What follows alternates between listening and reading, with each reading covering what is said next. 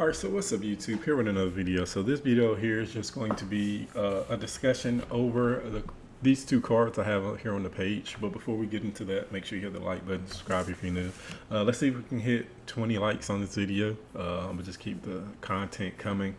Have a little bit more discussions on the different variants of Mermail that you can play due to certain decks being shifted out of the meta.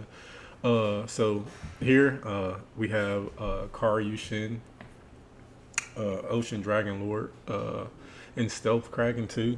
The reason why I want to talk about this card today is because of its effect to where if you control a Umi, both players can only control one non-water monster, which is a good effect going into this next format, which is mainly going to be branded Doomsy and Cooltoon.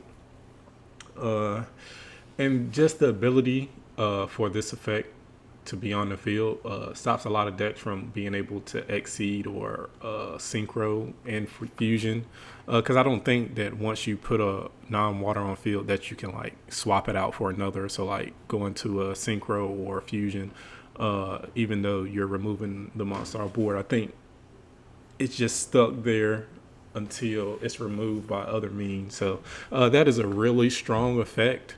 And this card been around for a while. I made other deck profiles on this card in February for that ban list coming out. But the reason why it wasn't played was due to having had to have Yumi activated for the effect to resolve. And since Draco Tail isn't the primary deck to beat this format with like them having flame, this deck or this variant of the deck could actually see a lot more play due to some of the Yumi cards or the Yumi substitute cards have like really strong effects. For example, Stealth Kraken 2 allows you to special summon a monster that mentions Umi from your graveyard in defense.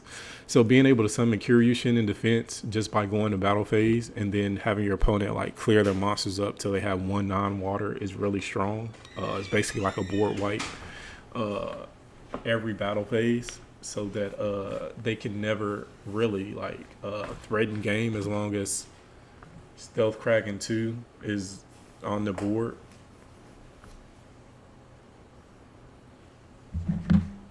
So that's why I feel like these cards here should see a lot more play than they have recently seen. Even though Newman is a strong card, it doesn't stop all decks. This card here really stops like a multitude of decks from being actually stopping the ability for them to play, which is really good for, I guess, Mermail.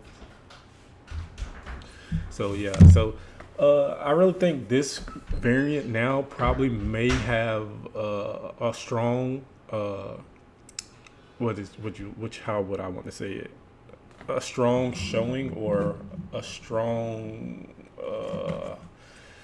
case. Well, yes, that's the word. A strong case to being the better variant between this and Newman, and even the Goaty Mermail build that I've recently been playing, due to the fact that it's just a really strong card, and then the Stealth Kraken 2 also helps you protect your water monsters against monster effects, monster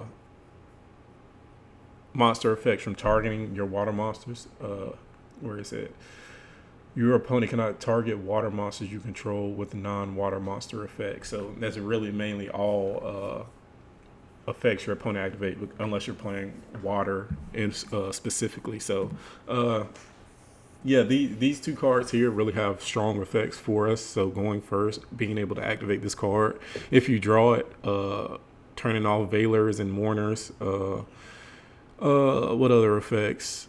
I think that's the only other non-water effects that could be activated at that time. But just the ability for that to be available to us is really strong. That really just turns off a few of their hand traps that they do play, which is good enough for me.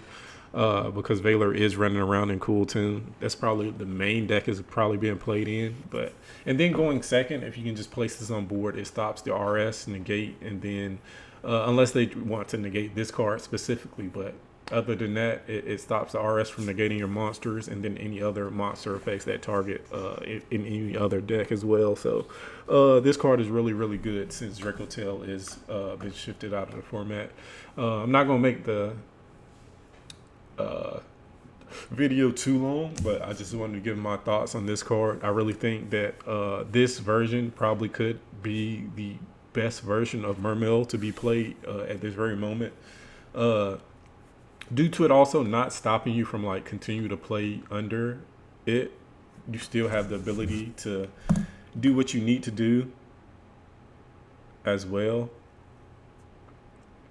So I think this card really has a good case for being the best version of Mermail.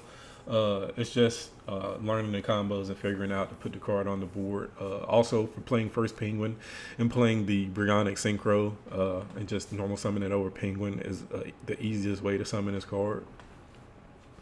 And then you still have the Bryonic Synchro as a interruption for Synchro 6 as well. So it's not too bad to play that card with the first Penguin. But other than that, I may do a deck profile later. So yeah, so that's the end of the video. I appreciate y'all watching. I'll see y'all in the next one.